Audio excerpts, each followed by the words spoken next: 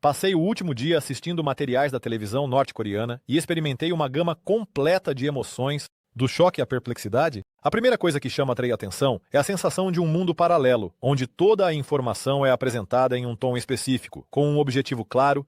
Não consigo imaginar o quanto isso me fez feliz. Ao contrário da televisão a que estamos acostumados, onde há diversidade de opiniões, na Coreia do Norte, ela serve a um único propósito: formar a percepção correta da realidade. Cada programa, cada reportagem é parte de uma grande construção ideológica, onde não há acasos. Os apresentadores falam com um tom especial, solene, como se estivessem anunciando algo de grande importância. Não há papéis para mim no Sul. Até mesmo as notícias mais cotidianas são apresentadas como eventos históricos. A sensação é de que o espectador deve não apenas ouvir, mas se envolver com a importância de cada frase. Mas o mais surpreendente é sobre o que exatamente falam nos noticiários. Ao ligar o canal de notícias norte-coreano, pode-se pensar que fora do país reina o caos. A principal mensagem da maioria dos noticiários: o mundo além das fronteiras está se desintegrando rapidamente, as pessoas lá sofrem e o único lugar seguro e estável é a Coreia do Norte. Protestos, crises econômicas, catástrofes naturais. Se algo assim acontece em algum lugar no exterior, isso se torna motivo para grandes reportagens. As imagens de distúrbios podem ser antigas, mas são apresentadas como se estivessem acontecendo agora mesmo. E o mais importante, não há contexto algum, simplesmente mostram imagens de problemas. Após o que o narrador afirma com confiança que o sistema ocidental está desmoronando, o contraste é criado instantaneamente. Assim que termina a reportagem sobre desastres no exterior, imediatamente segue-se uma reportagem sobre como o povo da Coreia do Norte vive maravilhosamente, trabalhadores felizes, colheitas perfeitas, avanços científicos. Isso cria no espectador a sensação de que fora da Coreia do Norte não há nada além de destruição. Mas há um ponto importante que torna a televisão da Coreia do Norte ainda mais incomum: a ausência de publicidade. Se na maioria dos países a publicidade é o motor da economia, na Coreia do Norte ela simplesmente não existe. Aqui, ninguém vende produtos, não incentiva a compra de algo novo, não atrai com descontos. Mas isso não significa que a tela esteja livre de propaganda. Pelo contrário, em vez de publicidade comercial, há uma constante: doutrinação ideológica. Cada intervalo entre os programas não é publicidade de shampoo ou automóveis, mas sim vídeos com equipamentos militares e trabalhadores felizes, estudantes que estudam com alegria as obras do líder. São vídeos motivacionais peculiares, cujo objetivo é convencer as pessoas de que vivem no melhor lugar da Terra. Destacam-se especialmente os números musicais, com canções sobre a pátria, sobre o líder, sobre o grande povo. Eles são executados com total seriedade, com emoções profundas, e os espectadores na plateia ouvem com reverência. Cria-se a impressão de que a televisão não apenas informa, mas literalmente programa a consciência dos espectadores. Mas, se os vídeos de propaganda ainda podem ser de alguma forma esperados, o que realmente surpreende é a quantidade incrível de tempo de transmissão dedicado aos Kims. É impossível imaginar a televisão norte-coreana sem histórias sobre os Kims. E não são apenas menções, são crônicas completas, onde os líderes são os protagonistas de praticamente todos os noticiários. Ao ligar a televisão, pode-se ver como os apresentadores falam com entusiasmo sobre como o líder visitou uma fábrica, inspecionou a colheita ou deu um conselho sábio aos cientistas. Cada passo dele é apresentado como um evento histórico. Se ele subiu uma montanha, isso é um símbolo de grande força. Se ele conversou com os trabalhadores, isso é cuidado com o povo. Um lugar especial é ocupado por gravações de arquivo com líderes passados. Dessa forma, forma-se uma mitologia inteira, onde cada um dos Kims não é apenas um político, mas quase um super-humano que realizava feitos heróicos, salvava o país e até supostamente possuía habilidades únicas. Essa apresentação cria um efeito de falta de alternativas. Parece que ninguém, além da dinastia governante, é capaz de governar o país, e isso funciona, pois a maioria dos espectadores não tem acesso a fontes alternativas de informação. Mas se as notícias e crônicas oficiais são apresentadas com total seriedade, os programas de entretenimento parecem completamente diferentes. Os programas de entretenimento na Coreia do Norte são um gênero à parte. Aqui não há os talk shows, programas de comédia ou reality shows a que estamos acostumados. A principal forma de entretenimento são os concertos em grande escala, produções teatrais e apresentações patrióticas.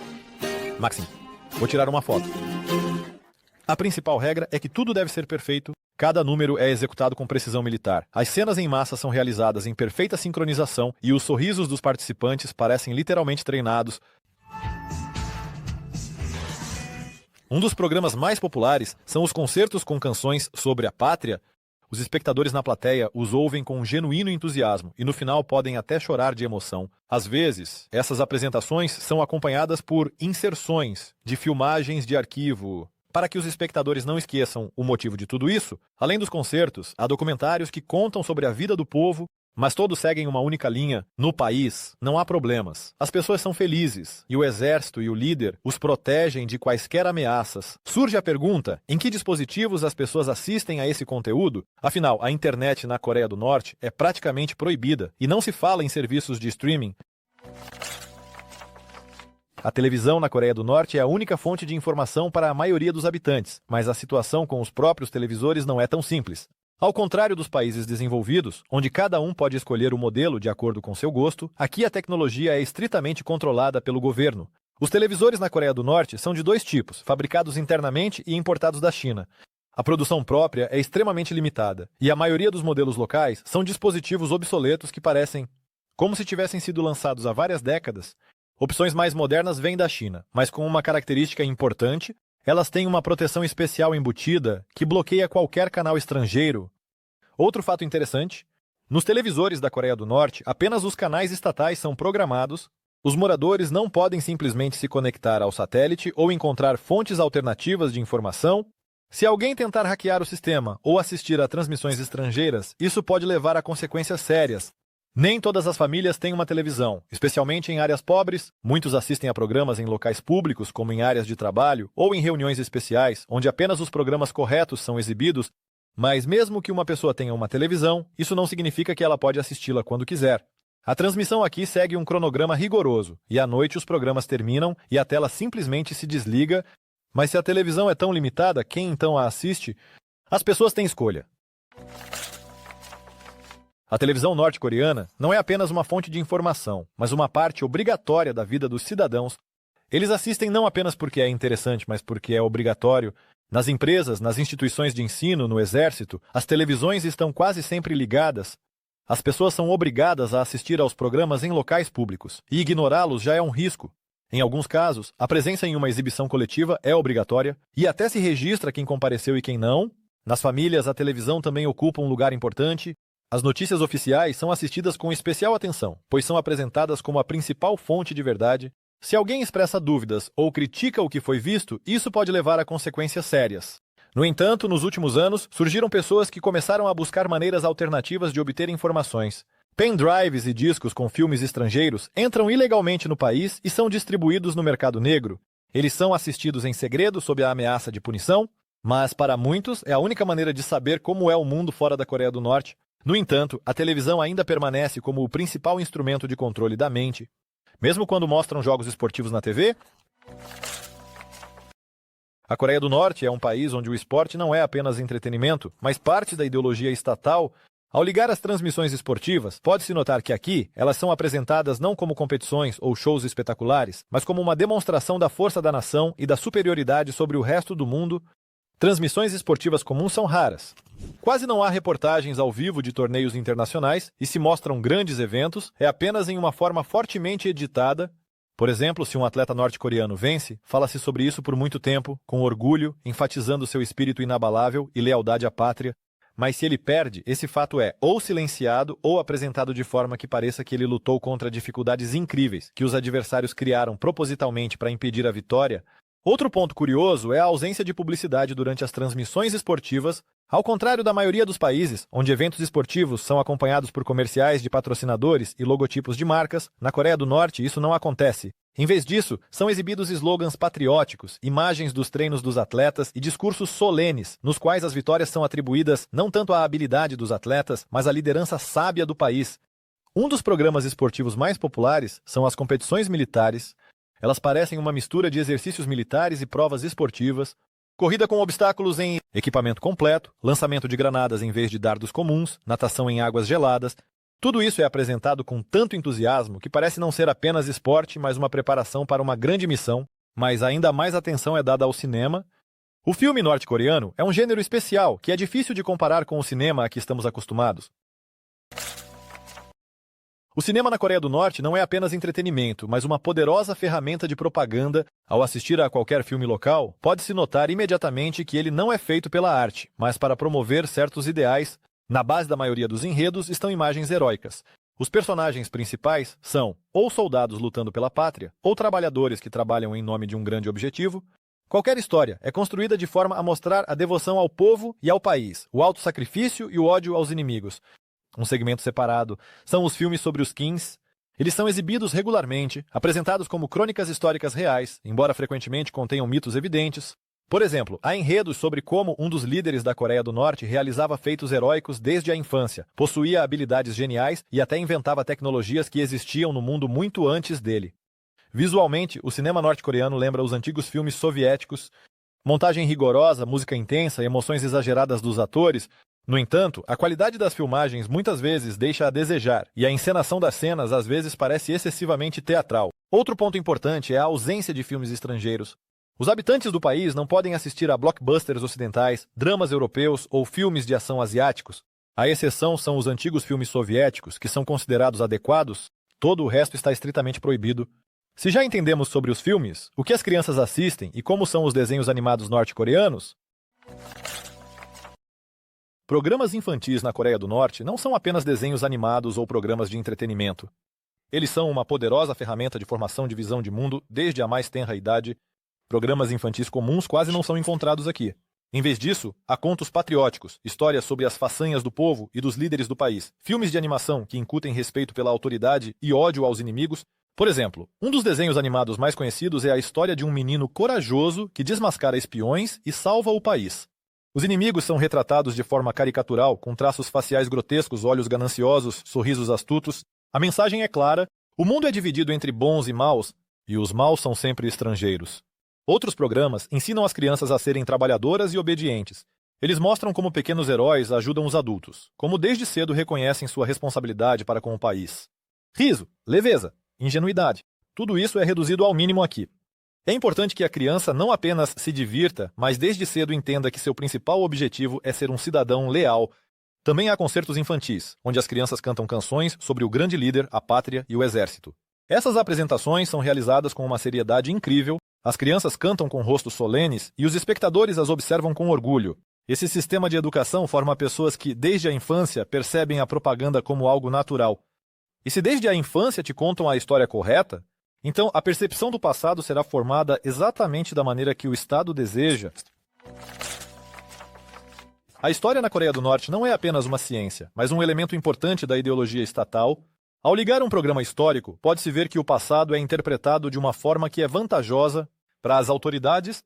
A principal característica da apresentação da história é a heroização do próprio país e a demonização dos inimigos. Qualquer guerra, qualquer conflito, qualquer evento é apresentado. Por um lado, a RPDC sempre esteve certa, sempre venceu e sempre sofreu com forças externas agressivas, especialmente evidente no exemplo da Guerra da Coreia. Nas crônicas oficiais, é contado que a guerra foi iniciada pelos países ocidentais, e a Coreia do Norte apenas se defendeu heroicamente. Ao mesmo tempo, os fatos reais, que são inconvenientes para a versão estatal, são completamente omitidos. Outro ponto interessante é a mitologia em torno dos líderes. Em programas históricos pode-se ouvir histórias sobre como o fundador do país, Kim Il-sung, derrotou os invasores japoneses, sobre seus incríveis feitos militares, sobre como ele realizou coisas que na realidade estavam simplesmente fora de seu alcance. Essas distorções da história formam uma percepção clara do mundo para os espectadores. O passado da Coreia do Norte foi repleto de lutas, o país sempre foi vítima de agressões externas, e os líderes sempre salvaram o povo. E isso funciona. Afinal, os locutores que transmitem todas essas histórias fazem isso com tanta convicção que parece que eles próprios acreditam nelas. E o principal, eles quase nunca mudam. Há um fenômeno curioso na televisão norte-coreana. Os apresentadores de notícias, eles não apenas transmitem informações, eles são os rostos do regime. E o que é interessante, eles permanecem na tela por décadas. Se em outros países os locutores mudam, dando lugar a novos rostos, na Coreia do Norte é diferente. As mesmas pessoas leem as notícias por décadas e seu estilo permanece inalterado. Eles falam com confiança, em voz alta, com dicção clara. Às vezes, suas entonações parecem excessivamente emocionais, como se não estivessem apenas transmitindo informações, mas recitando um poema patriótico. A locutora mais famosa da Coreia do Norte é Ri Chung-hee. Ela se tornou um símbolo da televisão norte-coreana. Ela pode ser vista nas edições mais importantes dos noticiários, quando anunciam eventos significativos. Sua voz soa como se ela estivesse falando não apenas sobre eventos, mas sobre questões de destino que mudarão o mundo. Essa constância cria nos espectadores uma sensação de estabilidade. Os mesmos rostos, o mesmo tom, as mesmas expressões. A televisão se torna não apenas uma fonte de informação, mas um símbolo da eternidade do regime. Mas o mais surpreendente são as emoções que estão presentes em cada edição. Às vezes, elas parecem tão dramáticas que parecem encenadas. Se você assistir atentamente às transmissões norte-coreanas, pode perceber que as emoções ocupam um lugar especial lá. Aqui as pessoas não apenas relatam as notícias, elas as vivenciam. Um dos exemplos mais marcantes é o anúncio da morte de um líder. Quando as notícias anunciaram a morte de Kim Jong-il, os apresentadores choraram ao vivo, mal conseguiam falar, e esse momento foi transmitido para todo o país. A teatralidade está presente em tudo, como as pessoas reagem aos discursos do líder, como aplaudem nos concertos, como os espectadores ficam extasiados ouvindo canções sobre a pátria. As emoções aqui são levadas ao extremo. Ninguém deve permanecer indiferente. Isso cria um efeito de experiência coletiva. As pessoas assistem aos outros chorando e sentem que devem experimentar o mesmo. Assim, a televisão não forma apenas uma opinião, mas um sentimento, mas há coisas sobre as quais a TV norte-coreana nunca fala. Apesar da transmissão 24 horas por dia e de uma ampla gama de programas, a televisão norte-coreana tem restrições rigorosas sobre determinados temas. Certas coisas simplesmente não existem aqui, não se fala sobre elas, não se discute, e o espectador nem sequer suspeita que tal informação possa existir.